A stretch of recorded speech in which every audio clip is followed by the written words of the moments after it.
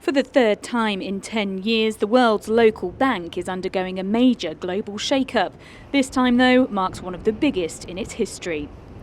As part of the overhaul, $100 billion in assets will be offloaded, the bank's investment arm downsized, and US retail branches slashed, as well as about 15% of the total workforce.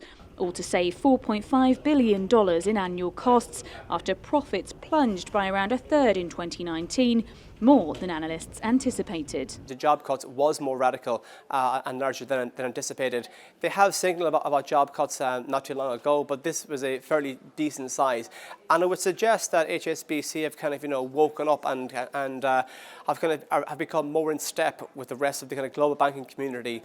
This is HSBC's most drastic overhaul since the financial crisis. The bank, which operates in more than 50 countries, says it naturally sees around 25,000 exits every year. It hasn't said yet which region will be most affected by these job cuts, but it's thought its London-based investment banking business will bear the brunt. The group employs around 40,000 staff in the UK.